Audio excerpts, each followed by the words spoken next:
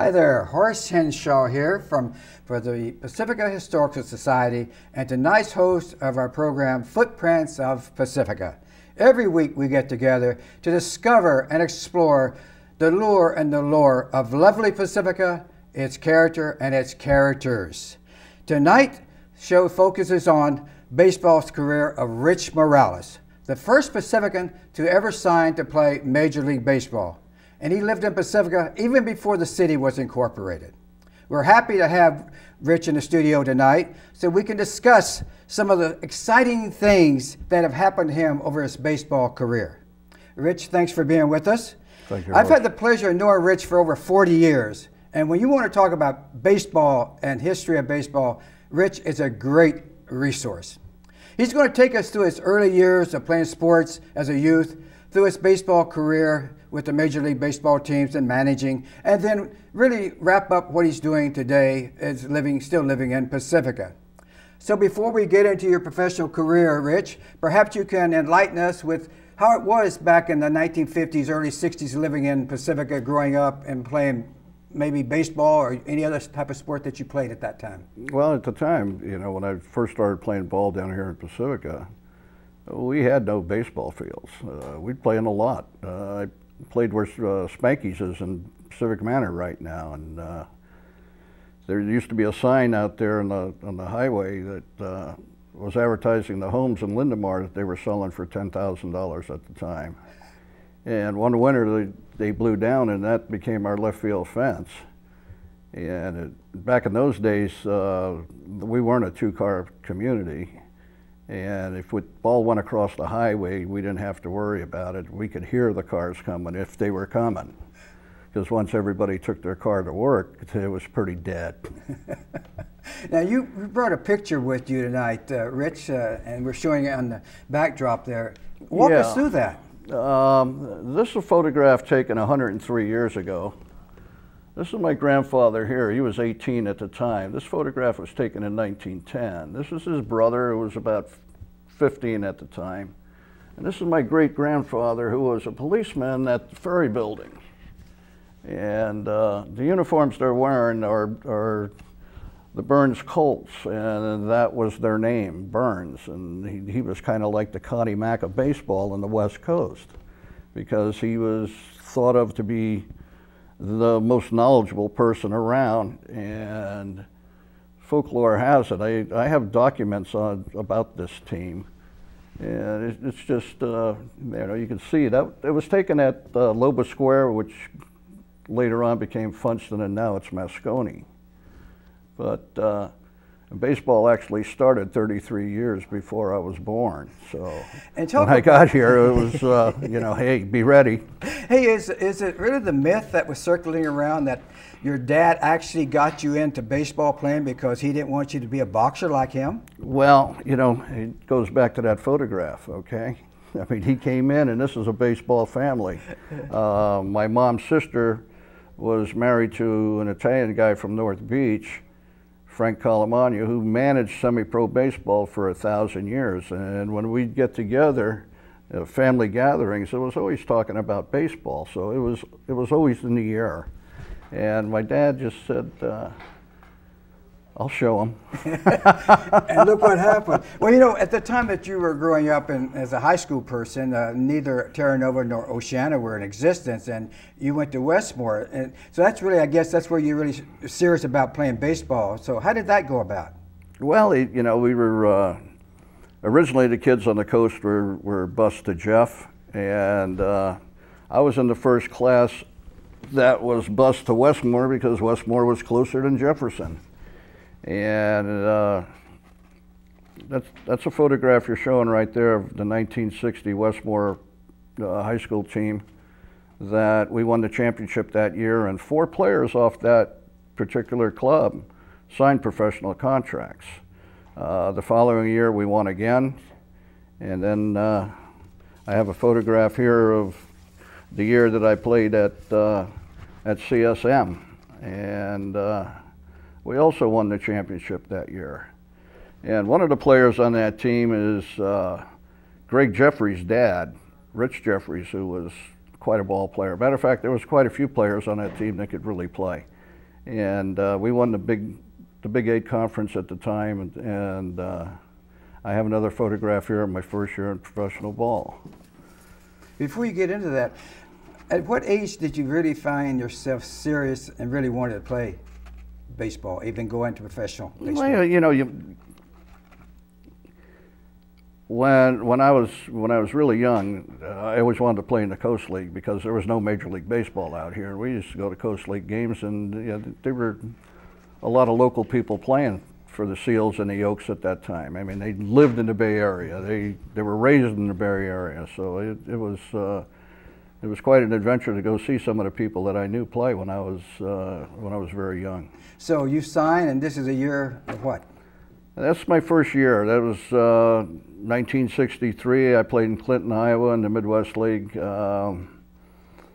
It was a pretty good ball club. We won 88 out of 122 games. We lost 36 ball games. We never lost more than 2 in a row all year. Lost 2 in a row 5 times. So, you know, I went from high school to college to my first year in pro ball, and funny thing happened. We always won. Well, you know, talk about going to professional ball or leaving home, and probably the first time you left home when you moved to wherever you were doing the spring training. How was that? How was that feeling to leave home? Well, it was an adventure. I was signed by the White Sox organization, and they threw nickels around like manhole covers. And my first flight to spring training. I flew from San Francisco to Las Vegas to Houston to New Orleans to Tampa, and then took a 65-mile bus trip to get to Sarasota. and you played 3 or 4 years, stayed in the minors for 3 or 4 or 5 years, and then brought up to the major. That's correct. And this picture is? That's a photograph of me my first day in the major leagues. We were playing in Detroit. It was 1967. It was the first games after the riots in Detroit, and they moved some of their home games to the road, and then 3 weeks later they decided it was safe enough to have a game, and 54,000 people showed up that night. And I always tell people, the only reason they showed up, it was my first game. Well, hey, what the heck? Hey, how did it feel knowing that at that time you didn't know, but years later you come to be the first Pacifica youth to ever play and sign a major league contract? Have you thought about that? Have you digested that over the years, what that really means? No, you know, I was fortunate. You know, being the first, you're always the luckiest one. You know, because people are going to remember the first. People that were here for a long time know the fact that I was the first kid to sign out of Pacifica. And it's a nice feeling. Now, did you have any idols, baseball idols, that growing up that you sort of like to pattern yourself after, somebody that you really followed? No, I was too busy playing myself. You know, I played a lot of baseball. We used to play in that lot. We'd play 5 games a day. And you know, there was only 6 of us playing. One right field was out, and you know, I'd knock on doors to get guys to play, and it was a lot of fun. What are some of your fondest memories of playing Major League Baseball? Is there something that really sticks out at you that you probably would take to your grave, you might say? Well, you know, I saw a lot of stuff off the field. The fact that every time that you were somewhere. You were in a major league city, and you never knew what you were going to see in a major league city. I remember spending a Sunday morning in Chicago when I was going to go to the races with a friend of mine that lived in Chicago, and I was staying at the Hilton at the time. And it was a Sunday morning, and everybody knows that on a Sunday morning in a major city, downtown is a ghost town. And I looked up the street and I saw this car coming down, and there was 2 black individuals, and it looked like a police car. It had the small hubcaps. It was powder blue, and there was a newsstand right out in front where I was standing. And the car pulled up, and I recognized the passenger.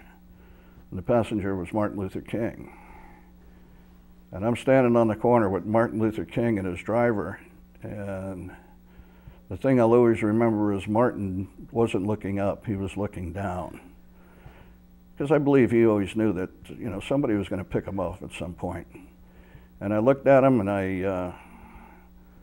the only thing I regret today is I didn't go up and shake his hand. Yeah. Because there was somebody that was really, really doing something, whether you're for or whether you're against, how you feel about it.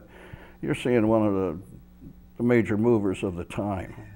And I'll never forget that particular instance. Now, we just alluded to that you were the first Pacifica person to ever sign, but over the years we've had other Pacifica people to sign and go on and play Major League Baseball. Some of those you've even helped along the way. Had some good ones. Yeah, so why don't you point some things out there that you've... Well, here I have a photograph here that 1986, 1987, I was a coach with the Atlanta Braves, and I ran into Bob McClure. He probably played for 4 or 5 teams in the last 3 years that he played, and that was close to the end of his career. He got 17 in, which is incredible. And he wrote on that thing, I don't know what he wrote on it, but... He's a good friend of yours, though. Good friend of Pacifica. You bet. Very good friend of Pacifica. Now, you played 9 years of professional baseball, and finally wrapping it up around 74, 75. You then went into managing. Where did that take you? It took me all over. I managed at every level in the minor leagues, from rookie ball to AAA, and that was probably the most fun I ever had in baseball, was the fact that if you have something and you don't pass it on, you're missing something in your life. You know, that person that has that great recipe that won't give it up, and you're not going to take it to your grave, well, take it to your grave. Yeah. We all have something, and we should share what we have. Even though it's not important to a lot of people, it rings a bell every once in a while with somebody, and the people that you give it to, they don't forget. This bat on the table is sort of along that line with the person who signed this. You actually worked with him and helped coach him in those years then. Why don't you explain that? This bat is it's a world tournament bat. The bat says Venezuela on it. It belonged to Omar Vizquel. Omar Vizquel, when he left town the last time he was with the Giants, he gave it to a person that was working at the ball field that lived in Pacifica, and it's a pretty nice gesture on his part. Yeah, he had a great career. Now, after managing, you came back home, obviously, and you really have worked with youth for many, many years. You coached at Terranova High School, you've coached youth teams. What type of enjoyment have you really realized with working with our youngsters? Well, you see the kids years later, and you see if you know how they're doing, and it's really rewarding. I mean, you could help somebody, and you're not even talking baseball. You know, you're talking life, and the thing you can pass on to the youth when you're doing something like this is the fact that you know what's going on in your life right now.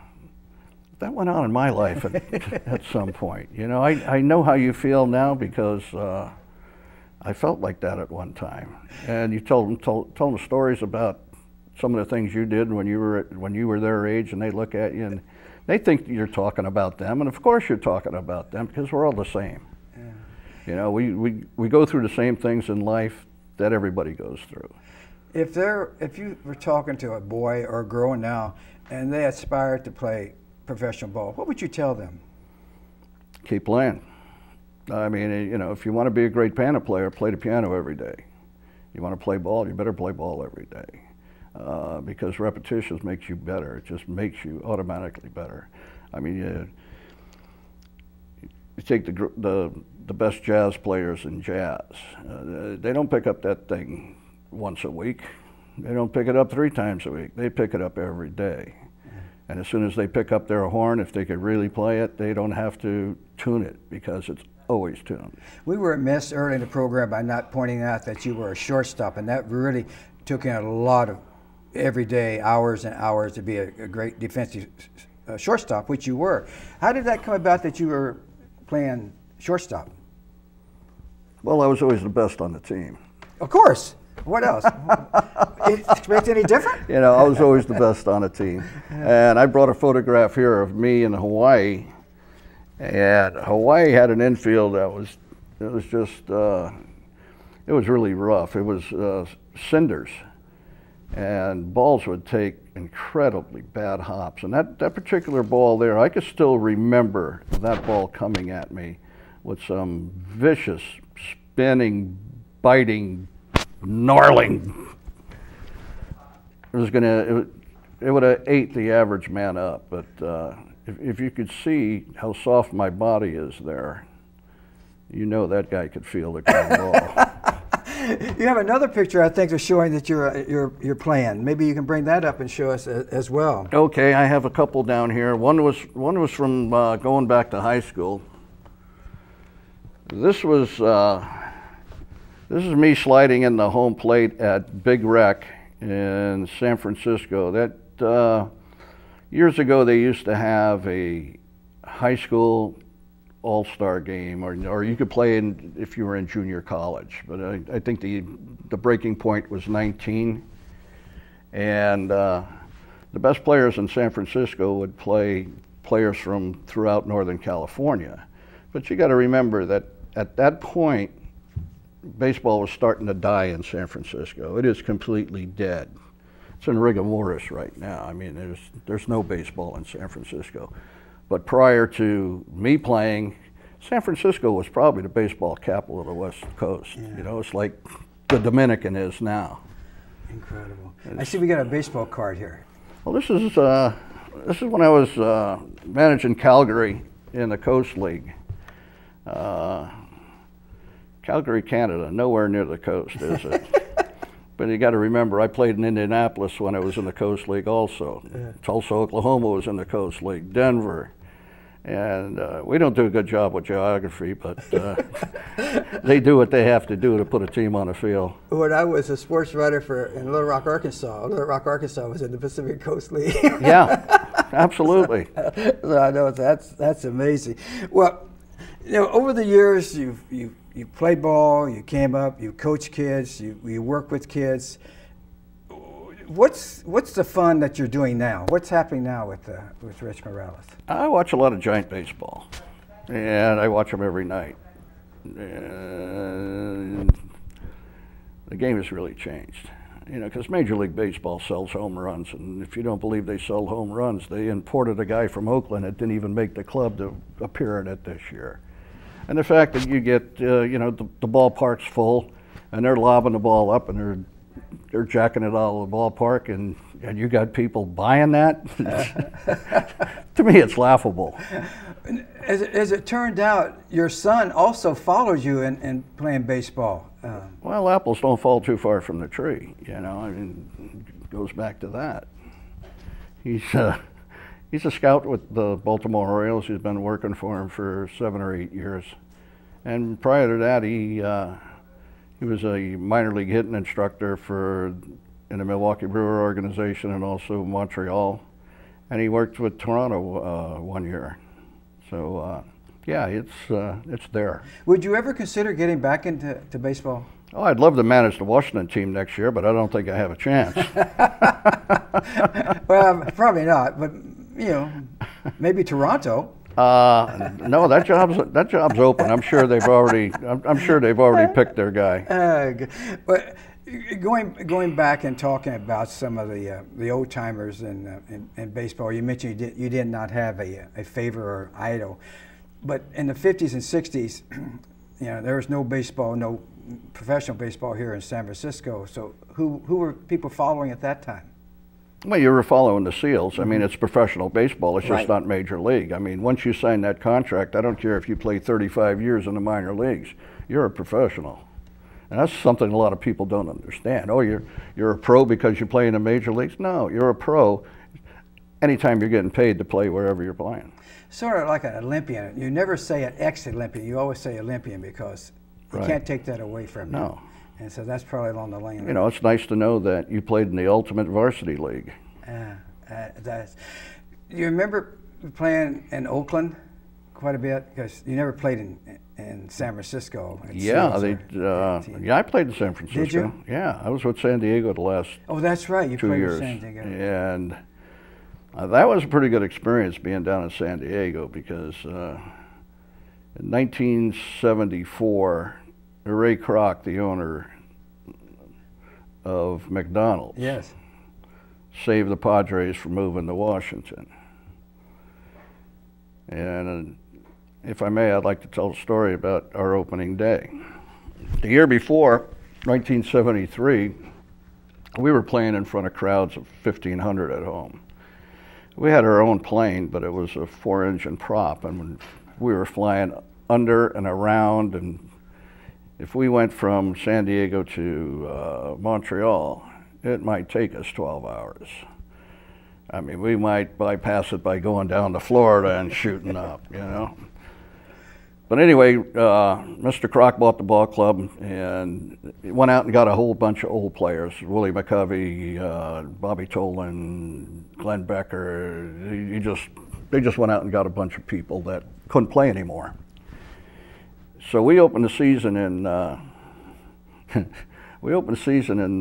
in L.A. And in the 3 games that we played in L.A., L.A. scored no less than 12 runs in any of the games. We scored no more than 3. And now we go back home to open up against Houston. And Houston's doing the same thing to us that L.A. was doing the 3 prior days to this. And Matty Allou's pinch hitting for us in the 7th inning. We're losing by 7 or 8 runs. We have the bases loaded, and Matty walks. They walk a run in. The next hitter hits a pop-up behind home plate. The catcher goes back, catches the ball. Matty, who's been playing for 100 years, is standing on second base. They tell him to throw the ball to first. He throws the ball to first. Now, the public address announcer is in a booth all by himself, and it's kind of like like looking into a bunker. And he's there all by himself. Nobody's in there. It's a long corridor, and he's at the end. And here comes our new owner, who's been cocktailing all day. And he tells the guy, "Give me the mic." So the guy goes, "Ladies and gentlemen, the new owner of the San Diego Padres would like to say a few words to you." He grabs the mic and he goes, "Ladies and gentlemen, this is the worst exhibition of baseball I've ever seen." And they go wild, you know, and it was like being in the Coliseum, you know, and where the Lions coming out. And just about the time when he got that out, streaking was popular at that time. People would drop their drawers and run on the field, and here comes this guy out of the left field stands, naked as a jaybird, running to center field.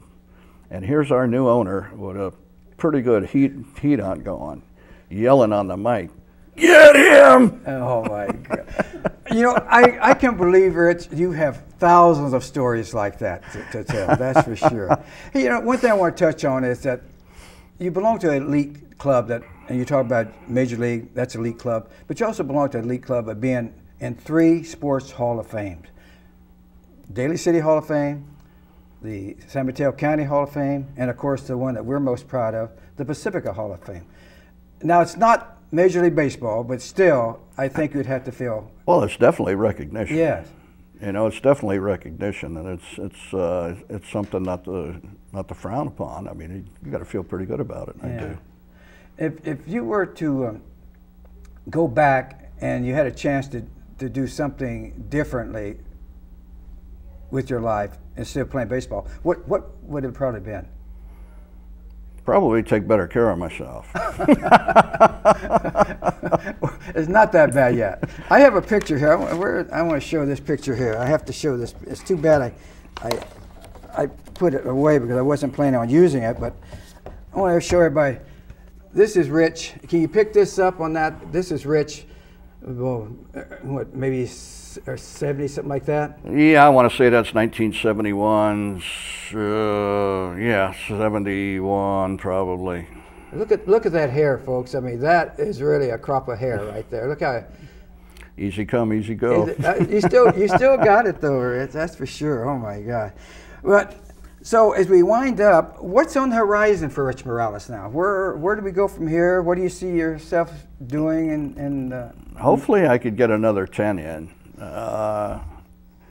Next month, if I'm lucky, I'll be 70, and I'd like to get 10 in after that, and 10 in after that, and well, a lot of times I've been the third party, and I'm just kind of watching everything. And I'd like to stick around and be there at the end of the parade, so when it's over, I could just follow it and pick up all the stuff they leave behind. You had a quote that I used some time ago about you want to leave everybody laughing. Where did you come up with this? Well, why not? Yeah. Why not? I mean, we're a cartoon. If you pay attention to some of the things that have happened and the way we do things, and it's laughable at times. I mean, it really is. It's sad. It's sad. There's sad portions, but there are times where it's really laughable. Well, you know, we've had a great fun tonight with Rich Morales. As I said earlier, he was the first Pacifican to ever sign to play Major League Baseball. That's something that's very unique and something he'll carry with him forever. Fortunately, we've had other Pacificans go on to play baseball off the campus of Terra Nova. We have one in the major leagues, not in the major leagues, he played in the major leagues a couple of months ago. Greg Reynolds out of Terra Nova is now playing professional baseball with the Cincinnati Reds minor league team, and hopefully we'll see more of him. But we've had some good ones. But as we wrap up the show, we just really want to thank Rich for being here with us. We hope that he's enjoyed himself here and enlightened us about baseball in general and where we go from here. And if you'd really like to get involved with the Pacifica Historical Society, we encourage you to give us a call. You can do that at 650-359-5462, or send us an email and go check our websites. Visit us online at www.pacificahistorical.org, or just come down here to the station and talk with somebody, and we're more than happy to meet with you. So thank you, everybody, and thanks for the show.